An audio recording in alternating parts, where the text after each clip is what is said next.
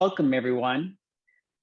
This is the first part of a series of webinars about how to power the best learning experiences. And today we're going to be learning alongside our panelists about open standards and the LMS.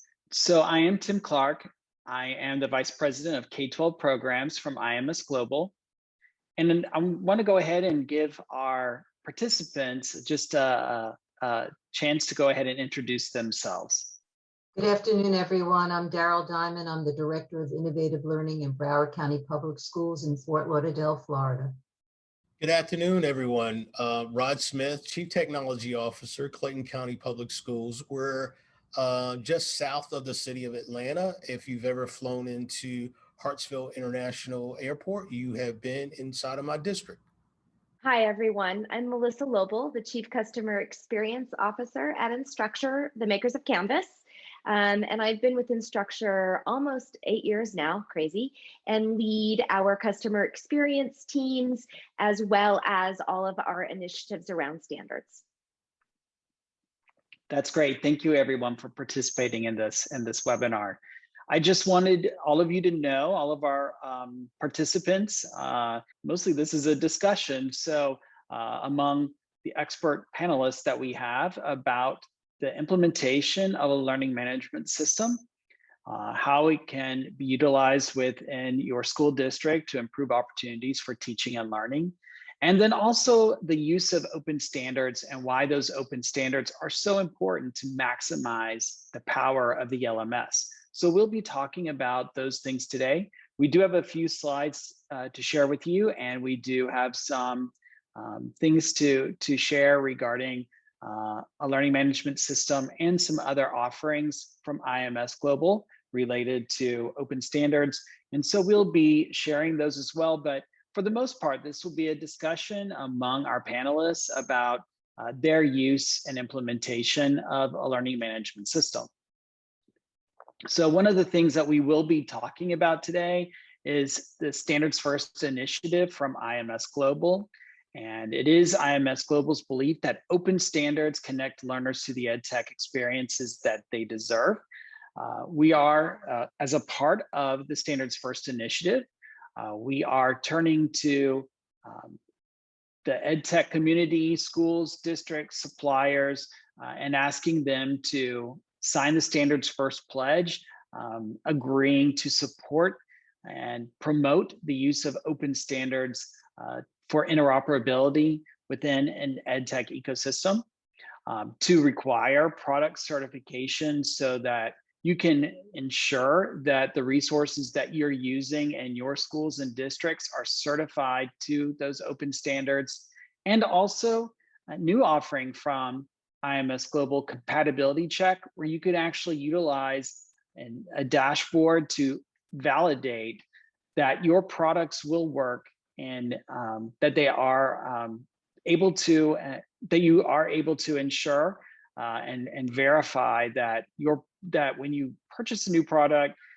or you are looking at purchasing a new product, that it actually will work with what you're expecting from the files that you are achieving in your system. So we'll talk a little bit more about that. We know that in many schools and districts, especially now as people are engaged in so much digital and hybrid and virtual learning, that one of the powerful applications used within a school district is often the LMS, or the learning management system. Now we know that schools and districts often use hundreds of edtech applications. And what we think of in IMS Global is that you work to construct an ecosystem of these digital tools and try to provide a seamless way for your teachers and students to access all of these resources that you put together. And often you have a core set of edtech applications that really power this learning experience. And so one of those is often the learning management system. So I just have a few questions for Daryl and Rob regarding the digital learning and their school districts. So Daryl, if you could talk to us a little bit about how does your district provide digital learning opportunities for the students in Broward County schools? Sure, Tim. Broward provides digital learning opportunities for our students through what we consider to be a robust digital ecosystem because it's one that's built on interoperability. Broward is able to do this because we have specific requirements of suppliers if they want to conduct business with the district. First, they need to provide evidence for rostering and single sign-on solutions. And we ask them some very specific questions like, do you meet SAML 2.0 or WS Federation requirements for authentication? Are you Clever compliant, as Broward uses Clever for its single sign-on functionality? We ask, is there a defined process for rostering students, rostering teachers, our district level administrators, non-classroom teachers through either Clever or our Canvas API? And our class roster is built and maintained through a syncing process, as we don't want to be rostering this manually. And last, can teachers, administrators, or support personnel act as students to view instructional digital materials through a rostered student perspective? They also need to provide evidence of scalability and LMS compatibility. Our LMS is Canvas by Instructure, so we ask whether they are IMS Global Certified LTI 1.3 or higher. Do they have an LTI integration with Canvas that provides grade passback? Are they a Canvas partner? Do they use thin common cartridges? And can those thin common cartridges be divided into modules, which tend to be units of study? Do they have separate cartridges, one for teachers and one for student resources? And do they supply deep links for availability? Since we are a Canvas shop, we want to make sure that the thin common cartridges provide full functionality within Canvas. We also ask them to provide us with question and test interoperability, or QTI files, with question banks that include enhanced items. We also want to know if the vendor is case enabled, meaning they follow the competencies and academic standards exchange. And this will help to ensure there's an aligned instruction with academic standards that our state and district use to set goals and measure student progress across our digital learning ecosystem. Using the Clever dashboard as our single sign-on launchpad, staff and students can access all the digital materials that they are rostered to see. This has been a game changer, as it's made life so much easier for everyone, not having to remember multiple passwords and URLs to digital materials. We also require our vendor partners to align all their digital content to our district scope and sequences for each grade level. This has made access to digital content to enhance teaching and learning extremely easy for our teachers. And through LTI functionality, our digital applications are accessed directly through our LMS, again, making it a one-stop shop for our teachers and students. With grade passback, students can do work in external applications, and the grades received can be sent back to the LMS for recording purposes. This keeps all the grades in one location rather than across various systems. So those are just a few of the ways in which we have tried to create a robust ecosystem, digital ecosystem for our teachers and our students. Wow, that sounds like a really intensive process to make sure that you have all of the right resources available and that they're interoperable with each other to support student learning. So that's very admirable. Rod, in your district, how have you constructed your digital ecosystem for teachers and students? So what I will tell you is Daryl covered that almost magnificently from what we do. I'll go back pre-pandemic. We've been a member of IMS Global now since 2016, and we started out with one roster. I started in the district in 2014, and one of the things that I established right away was the need to have some standards around our student information system and the instructional material that we were using to deliver school. So this was pre-pandemic, pre-LMS, pre-using even Google for education. That's now Google Space, I believe. So One Roster, being a new member of IMS Global, helped us to start out with the rostering conversation, right? And then we moved from that. And just like Daryl said, every vendor after that, and we started with that as our base. I needed to have um, a single sign-on platform. So we're not using Clever. We're using something called identity automation. And one of the first questions was, can you roster? Are you a certified IMS Global? Are you IMS Global certified for your two? Can you do SAML 2.0? Many of the things that Daryl just mentioned. And those were critical for us to not have teachers to remember passwords. I don't want to repeat everything that Daryl said, but that's all the exact same thing. Now, in the very beginning, we were only using one roster because pre-pandemic, we did not have a enterprise, what I consider an enterprise class LMS. And that's not to say that Google Classroom wasn't doing some of the things that we needed to do, but post-pandemic, many of the questions that the superintendent was being asked by the media was about attendance, and we couldn't figure out what students were attending classrooms in a virtual setting with Google. So we quickly had to pivot, and I took that proposal to him that we needed an enterprise class LMS. What I can tell you is being a member of IMS Global made that process a whole lot easier when we start to ask the questions about certification and were you a partner? Did you have APIs already developed for our student information system with with the LMS that we were going to use? So we looked at several, and what I will say, I know Canvas is on the call. We looked at many of them. We chose Canvas because we felt like it was the LMS that met all of our requirements relative to our larger ecosystem, and that's the one we chose to go with. We started out very slowly with 4 schools because, again, unlike Broward, they were already full implementation.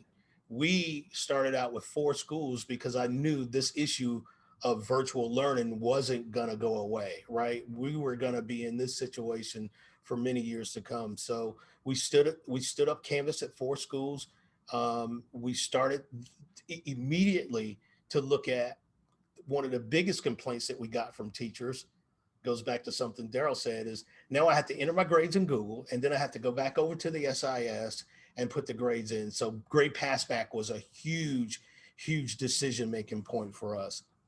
And once we looked at all those things and we leveraged that relationship that we have with IMS Global to make that decision, it really made that decision a whole lot easier. And that's not to say the other LMS platforms that are out there aren't any good.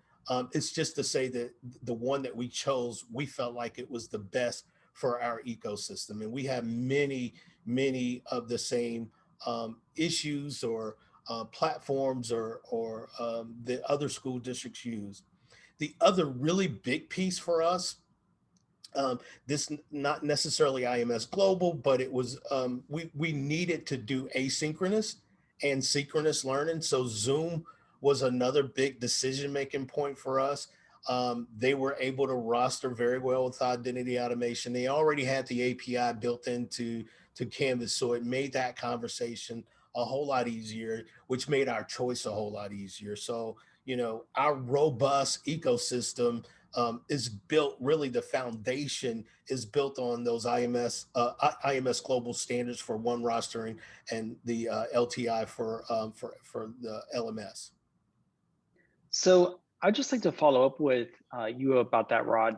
What do you think that you gained as an advantage of the requirement for open standards in your ecosystem? That's a really good question. I think the things that we gain and other districts gain is the conversation starts out with, right, are you certified? Mhm. We want to know right up front to not waste your time and to waste our time with that part of the conversation. Makes it real easy to transition into having other conversations about how we're going to roll it out, how we're going to implement, how we're going to stand this up, right? So it's real important to know. Secondly, it also saves me time with being able to tell a vendor that, quite frankly, has said they are certified, but they're really not, right? I've had that to happen several times where I have to go back and I'll pick up the phone and call, you guys at IMS Global and ask, are they a member? Are they certified? And what they do typically is they say we follow the standard. Well, following the standard and being certified is two totally different things. So I think what we gain from that is that strong relationship, and with other districts like Darrell and some of the other districts that are a member of the K-12 steering K-12 board, we exchange information. So that's the other thing we gain, is I can always pick up the phone and call one of the other districts and ask them about their experience. Quite frankly, we did that when we started the implementation with Canvas, with I believe Bibb County, which is one of the school districts here in Georgia, to ask them about what their experience was. So I think we gain a lot from it, but I think it also keeps the vendors in check. I don't mean to sound like I'm vendor bashing, but it also keeps them in check. They know when they come to this district or Darrell's district that if they want to do business with us, that's the first step on the ladder. You need to be certified. All right, thank you for that. Darrell, I wanted to know a little bit more about the role of the LMS in your district, and especially its impact on teaching and learning. Could you go ahead and share some information about that? Sure, Tim. Our district at one point in time had been using 3 distinct learning management systems. One was being used for our technical colleges, another one was being used for professional development, and the third was being used for teaching and learning grades K through 12. This was a nightmare for training and support, as well as just an unusual expense that we couldn't really incur anymore. So we conducted a request for information, and we were able to narrow down the selection process to 3 learning management systems. We then had staff, parents, students over a period of time access all 3 of them, and we received feedback from them as to which they found to be the best.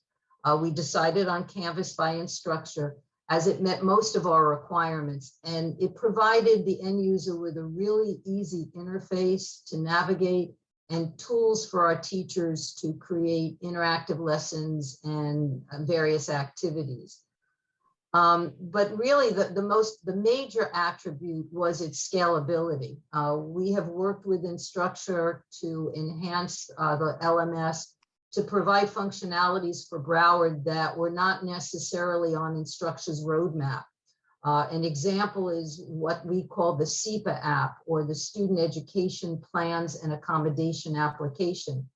Through a partnership with Instructure and Public Consulting Group, this expansion of Canvas functionality, it allows teachers to see the education plans, such as IEPs for exceptional students, EPs for gifted students, 504 plans, and ELL strategies for our students who speak other languages. Teachers can implement the appropriate accommodations and strategies when they're creating their lessons, when they're creating their activities or their assessments within Canvas. Since no one can really tell what technical requirements are going to be needed in the future, having the ability to scale up existing functionalities is something that really needs to be evident when selecting an LMS. Our LMS is our asynchronous learning platform. It standardizes access to all of the digital resources and teacher lessons so that students and their parents can continue learning outside of the classroom walls. We're using it to personalize the learning experience by implementing playlists where students have both must-do and can-do activities. This is giving students a choice in how to interact with the content and to demonstrate mastery. Canvas is allowing our teachers to house content in multiple formats, and this allows students to access materials that align best to their learning style, whether it be the written word, an audio or video file, or a multimedia presentation. Canvas is also allowing our students to create their own content and submit it to teachers using plugins such as Canvas Studio that let students create videos. Because we implemented Canvas in 2016 and trained staff on its use, most of our teachers were using Canvas prior to the pandemic. With some extensive professional development from last March until August 2020, we were able to deliver instruction synchronously using Microsoft Teams and asynchronously using Canvas. So our LMS was critical in our district's ability to deliver instruction during the pandemic. Teachers are continuing to create learning modules and housing them in Canvas Commons. The ability to share these resources across grade levels has proved invaluable to our students.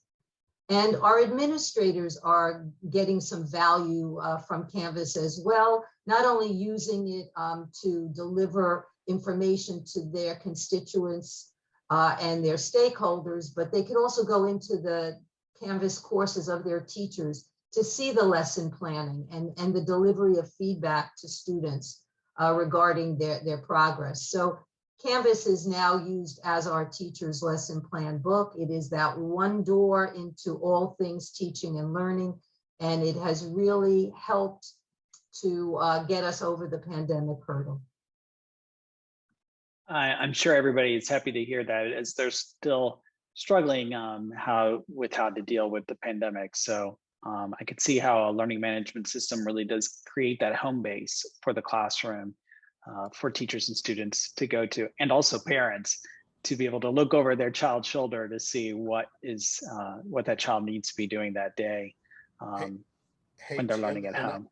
I wanted to just piggyback a little bit about that some of those same things. We wanted parents can actually go in and check and see what their students are doing. That was another huge value add for us when we were looking for a platform. And when you think about where we were before pandemic and where we are now, and knowing that we'll never go back to what was called normal then, the district is quickly we're standing up, and not this school year, but the following school year, we're going to have a total virtual academy where many districts were already ahead of us on that. And I've been talking about that for a number of years, but this forced that conversation to be more real now, that parents are going to have a choice on whether their child comes to school face to face from here on out, or if they can get quality instruction from a quality instructor via a platform like Canvas and all the other tools that we use in our ecosystem. So I just wanted to piggyback off that a little bit because that, what Daryl said, has just been invaluable. And moving forward, we know this is going to be a part of our instructional delivery model from here on out. We've been trying really hard to institute a blended learning model, one where truly the school day doesn't have to end when that last bell rings. And the collaboration between students, the collaboration between student and teacher, it can continue as well. So I'm right there with you, Rod. I think that between us utilizing Teams for just-in-time tutoring between teacher and student off hours, utilizing Canvas to allow students to continue to go back and go over material that maybe they didn't quite get when they were in class. Now they've got the opportunity to do it at home. That whole blended learning concept, we've been living it. And I can't see that going away at this point. I think that now, you never want to waste a good crisis. So I think that we have really turned the tables and we're moving towards what we have been envisioning for all this time. I think that's great to hear, that anytime, anywhere learning experience that can be taken directly to the students through the implementation and use of a learning management system. So Melissa, we haven't asked you a question yet, but I did want to just check in, and I wanted to give you an opportunity for you to explain why you think a learning management system is so beneficial for a school district? Yeah, thank you. That's such a great question. And boy, Daryl and Rod did a great job explaining all of the value that an LMS can bring to a school district. Um, if I can focus on an LMS that allows you to build an ecosystem, I'll expand there. And some of this has already been shared, but it is so critical that um, a district can find the best way to manage multiple technologies together in an efficient and effective way. So I say this because I'm a firm believer. I've used LMSs my entire career. I've been in ed tech my entire career. I've taught my entire career.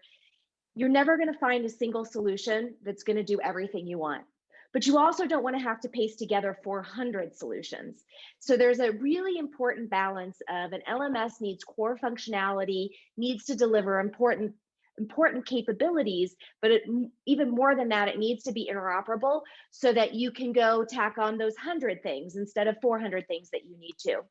And I also believe that an LMS shouldn't be the center necessarily of the universe, but that your ecosystem should be a networked ecosystem so that basically a student could enter anywhere in that learning experience and exit. It wouldn't matter where they start or end, but that they have a great learning experience. So maybe they come in Daryl's example, maybe they come into Teams first, and then they come through Teams, and then they find themselves linking from Teams into an activity into Canvas. Or maybe they come in from some other publishing tool. That has to be valuable, and the LMS absolutely has to not only allow for those things to connect, but for data to flow back and forth, and more importantly, for students, teachers, administrators, and parents to be able to flow back and forth.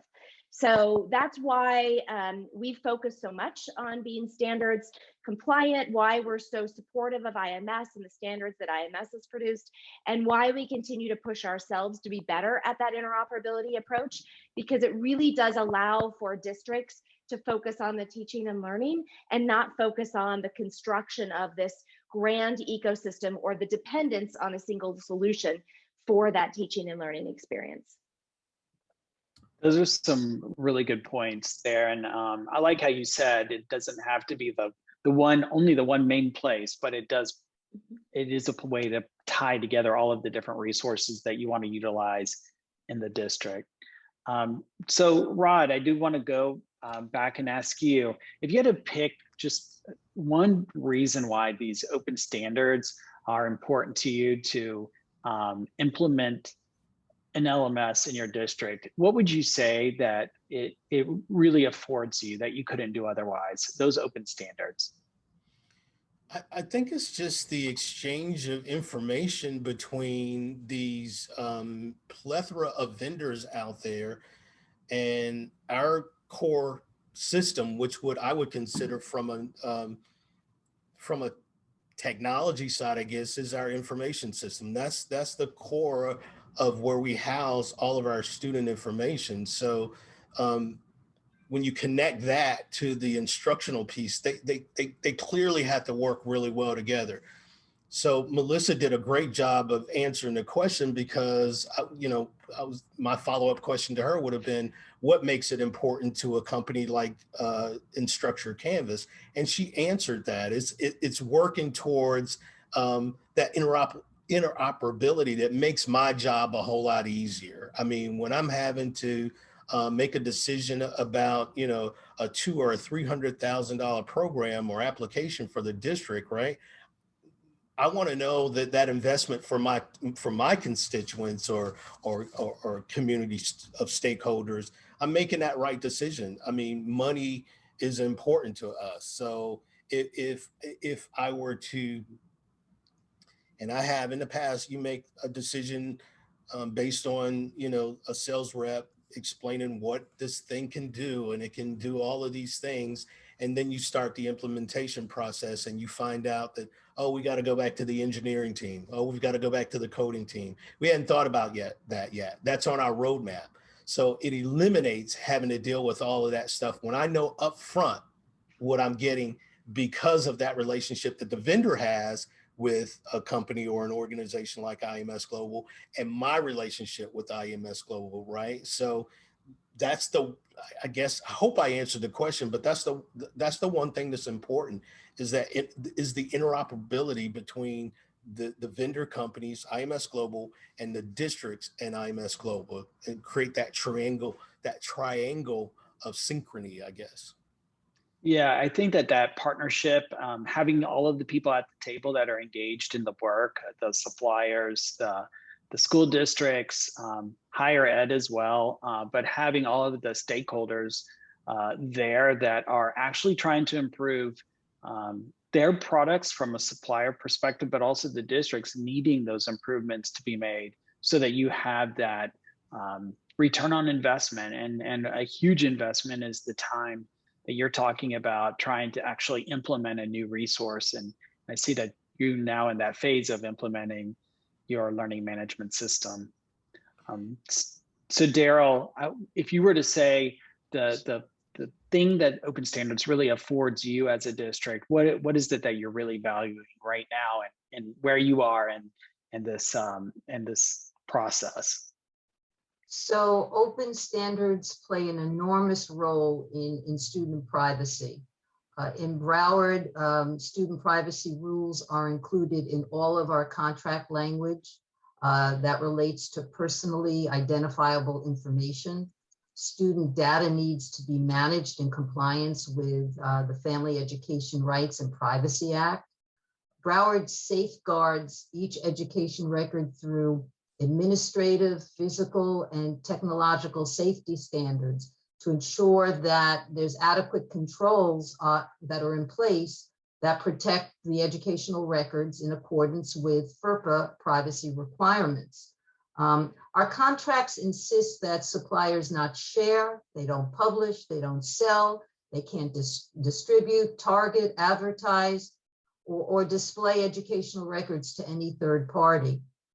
In addition, through the Children's Internet Protection Act, Broward ensures that student data can only be used for purposes of analysis, and that would include statistical analysis, trend analysis, and the creation of data models, but they're used in its aggregate and anonymous form. So utilizing open standards ensures that our suppliers are abiding by the agreed upon set of privacy standards that keep our students and teachers' information private, albeit it surely does make the contract timeline very, very long, because there's a lot of back and forth between suppliers and our legal department. So going with the standards would probably be much more beneficial if everybody was on board and had the same standard language for contracts.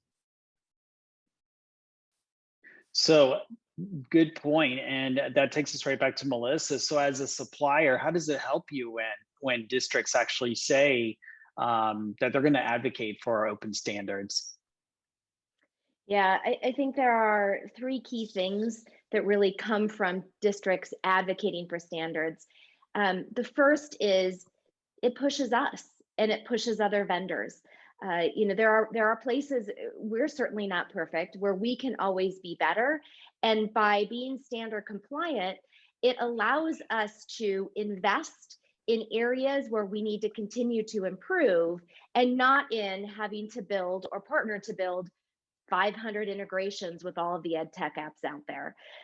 Unique integrations are time consuming, and often it's hard to really get the value out of that for the student or the teacher or the administrator. It's much better to have standards-based integrations, and it's really important that districts advocate for those, because it helps us when we broker relationships with other vendors, or when we're looking to make sure our compliancy works as best as it possibly can with the kinds of tools that our customers want to use. So that's the first thing it does, is it really just pushes us. And I'm going to extend that into, it drives innovation in the industry. Once again, if we're not spending all of our calories, all of our dollars on building custom integrations with every tool under the sun, or trying to broker or negotiate a relationship without an already built framework for that relationship that's been designed by our customers, we can go innovate in other places that are going to have much more impact at the end of the day. And so can all the other tools, and so can districts. You know, the tools that have been built by districts, by leveraging standards, those too enable this innovation and allows us to all push forward this industry. And then the last thing I'll say is it creates a space where we can all interact with one another, vendors, customers, IMS, in a very neutral but positive way. So I say neutral in that it doesn't become, but I do this and you do that and my way's better. And I say positive in that it instead comes together, diffuses any kinds of challenges or conflicts, and then allows us all to move forward positively, once again, focusing on student learning at the very end of the day. So it creates this environment in which we can all thrive, which we can drive innovation, which we can be partners. Even when we're competitors, we can still be partners in this venture together so that we can, again, drive incredible opportunities around student learning and do things like successfully address the pandemic that we all faced last year. I can't imagine what that world would have looked like without a standards-based approach that many districts have taken or many vendors have taken. My goodness, it would have looked so much different if everybody was trying to scramble to build a new Zoom integration or scramble to bring in new tools or technologies. And again, having to focus on the technology instead of the experience. So it's really important to us. We also ask districts, specifically our customers as well, please be active in IMS. There's so much value to that. We need to hear from use cases, what the customer needs, what we're trying to do from a student learning perspective, and not just from the vendor perspective. So enforcing standards, thank you. So happy about that. Being active in IMS, even a bigger thank you, because it really does shape where the standards go next, which then in turn encourage interoperability and tighten and deepen interoperability. Well, thank you for sharing that. And I actually think it provides me a good opportunity to just share a little bit more information about ways that people could become a little more engaged in the IMS community. So one of the things that we have now with our new Standards First initiative is the pledge, where we agree, where the signers of the pledge, and we have almost 100 suppliers as well as K-12 educational institutions and districts signing the pledge to agree to use open standards to support the integration of those standards as a community. They're advocating for the use of open standards by requiring it of their suppliers, as we've heard about today, and then ongoing validation of products. And we do that ongoing validation through, right now, we're going to continue to expand it to include other standards, but right now we have 3 standards that are included within our compatibility check or our dashboard here. One is one roster. You might have heard, I think Rod was talking about it earlier, about using one roster so that we would have that roster information able to be accessible to make sure that students and teachers get the right resources and the right courses, and that they're enrolled in the right courses and classes within a system. It often used to be a very time-consuming process to make sure that the files were all correct. Now we have a one roster compatibility check so you can ensure it's correct before you actually utilize those resources with teachers and students. The compatibility check for common cartridge, which ensures that you have the right resources being brought into your system and that the metadata that's there in those cartridges is actually correct in what you expect to see, that you do see standards alignment, that you do. And in fact, case standards, I believe that that Daryl talked about those earlier, that the case standards there are actually part of that metadata, that you can see the alignment to those academic standards, that you have the grade range, everything else that you would expect to see, title description from any of the resources that are in a common cartridge. And then most recently, our trusted apps or data privacy certification, we have now created a dashboard as part of this that you're able to utilize and launch from any resource that's LTI, Learning Tools Interoperability, version 1.3 compliant. And it just so happens that Canvas is 1.3 compliant. And so we're able to launch that Trusted Apps dashboard. I'm just going to show you a little bit about compatibility check. Just checking from my other panelists, you can see my compatibility check screen. Yes. Yes. Okay, thank you. So here you can see that easy access from this dashboard to that one roster check where you're able to run characterizations to your one roster files, and it will even notify you if something is incorrect about the file, and then you're able to address that specifically. The common cartridge check, you can also run the check there as well to make sure that you have that correct metadata. And then we have our trusted apps, which, as I said, you enter that LTI information with as an administrator within your Canvas instance, and then you're able to go and search for the vetting results. And Daryl was talking about that earlier with the privacy. You're able to go ahead and search to see how those resources that you're choosing to use have what certifications they have from IMS Global. You can see that Canvas has earned the data privacy certification, as well as some other certifications to other standards. And you're also able to review their app vetting and drill in further and see, are they FERPA compliant, as Daryl referenced, or are they COPPA compliant? Can you use that resource with children under 13? And then see the results to the rubric. So in IMS Global, the rubric is developed collaboratively among all of the community of IMS Global, and then it is utilized to vet resources for data collection, security, third-party data, and advertising. And again, that can be accessible right from your Canvas dashboard.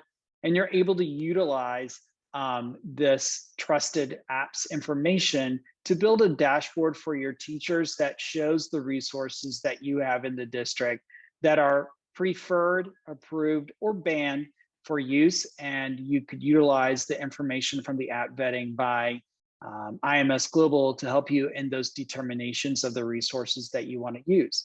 And if a teacher said, hey, there's an application I want to use, but it's not in this directory, they could always suggest an app to have it included.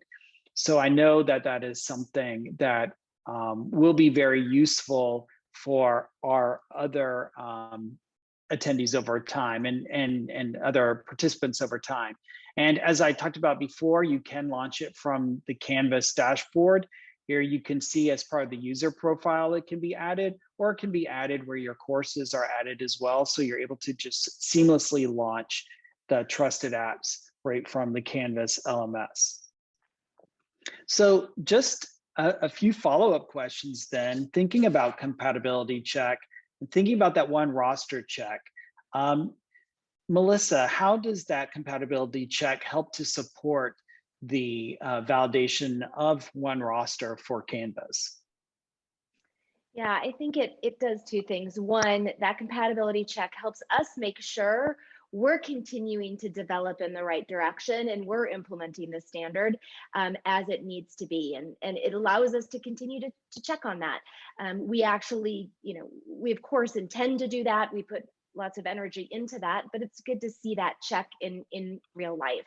And then from a vendor perspective, it also helps us when we are trying to both direct customers to how to manage that integration or how to understand that integration. And then it also helps us troubleshoot when there are challenges, because oftentimes our customers will come to us when they're not seeing something work correctly between our platform and another platform and ask them to help. And this gives us the ability to do that and be more active in the conversation without having to be experts in that other vendor's tool. So it really does both. It helps us check us, and it helps us check others, particularly when we're in situations where things may not be working in the way we wish them to. Daryl, I know that you had talked about student privacy. So thinking about the trusted apps and the data privacy certification and the dashboard that I just showed, how could that compatibility check or the trusted apps dashboard help you with that data privacy?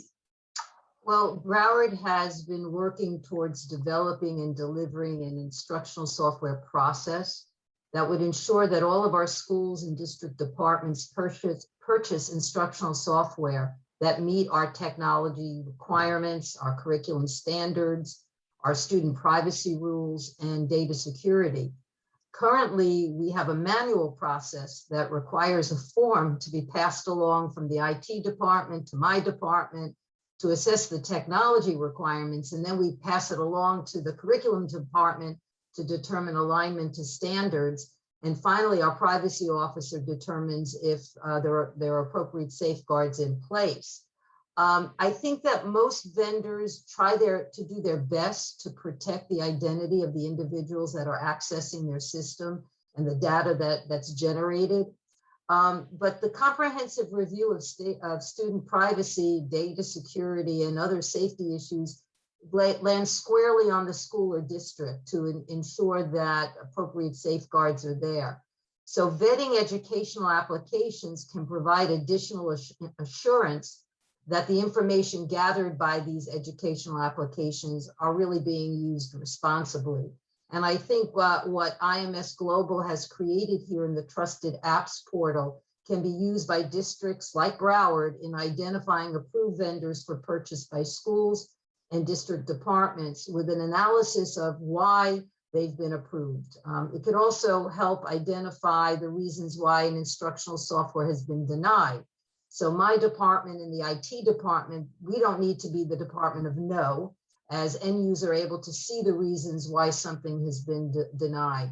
So, IMS Global has already identified the status of many instructional software applications, and you guys are able to assist us and other districts with the process for those applications that are not found as of yet on the Trusted Ed App portal. So this now becomes something that we can all work on together so that we build a robust set of digital applications that have been vetted across different districts in the K-12 space. So it's just something that could keep morphing and even get bigger and bigger and really supply valuable information to school districts. Tim, I couldn't have said that better myself. Broward deals with the same thing that we deal with, and we become the Department of No. Having this trusted apps would make our lives so much easier. My process is probably no different than what Daryl described. I mean, we go through this vetting process, student privacy. This is going to make, if anything came out of this call today for me, I know we have attendees watching, but for me, I'm excited to share this with my tech ops team and my instructional team because they handle the burden of those requests. And many of those applications, like Daryl was saying, they're school-based, right? So it's not even an enterprise application. It's just one principal, one librarian who decides that we want to use this tool. And if I have this to go through that process, I don't even have to tell them no anymore. The no is already there embedded in that process, in that trusted process. So kudos to IMS Global for that. And I'd like to echo that from a vendor perspective. We often get asked by our customers, will you vet apps? Will you tell us what apps are good apps and bad apps? And we firmly believe that is not our role. Even though we would try to never be biased, we probably are, and we can't help that. And so we want to be able to send, customers to a third party that has the best interests of the customer, the district, and the entire ecosystem. So that's really valuable for us. We can point customers to that. The other part that's really valuable is we often get requests. We have a partner program. We often get requests from vendors to be part of that partner program. It helps us vet who we would allow in and not allow into that partner program. And it also helps us point vendors that aren't yet there, right? They're learning, they're a young vendor. They don't quite understand all the nuances of all the legislation, especially around privacy, of all the ramifications and how to protect students. Their interests are in the right place, but they just don't they're not quite there yet. It helps us coach them. It helps us inform them. It directs to sources where they can learn themselves and grow and iterate and bring their technologies to the table. Something that we don't always have the time to do in a truly meaningful way. So it's really a win for everyone, not just the districts leveraging this, but for vendors leveraging this, so that we can continue to coach others and help other vendors to help our customers better. And Tim, if I can make one more point before this is a great conversation. And when people and professionals like Daryl and myself have to tell our constituents no, a lot of times they don't even understand the value in what FERPA is trying to accomplish. A new teacher, she has no clue to FERPA. They don't teach that in college. So what I always start out with, and people don't understand how important this is, our enrollment is down slightly, but typical pre-pandemic, we were at 55,000 students. Broward is 3 times that, right? So think about this. I have 55,000 pre-credited students or people, identities that live in my student information system, that if we were ever to give up any of that information accidentally or intentionally, right? Somebody could take that and go out and start credit on a first grader who won't even realize that their identity has been stolen until they reach the age of 18 when they start to apply for college. So that's why it's so important to me and Daryl and other, district leadership. So I just wanted to stress that, we're not just saying no because we want to be the police and the bad guy all the time. We understand the full ramifications of allowing that information to get out.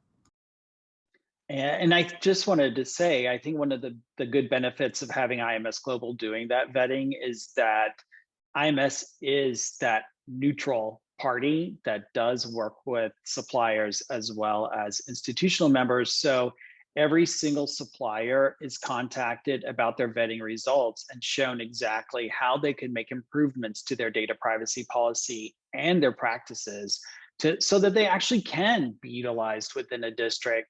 And I think that that's a good value to our districts, because there are some resources you really want to use, but you want to make sure that they're going to protect student privacy. So IMS can work as an advocate there to help the suppliers to make those improvements. And actually, from the supplier perspective, they want their resources to be utilized by the districts as well. So I think it's a win-win situation, but mainly it's a win for the students. So the other thing, we just have about a minute or two left, and I just would like for each of you to be able to share out, if you had to convince someone of a reason why they should sign that Standards First pledge from IMS Global. Your organizations have all signed it.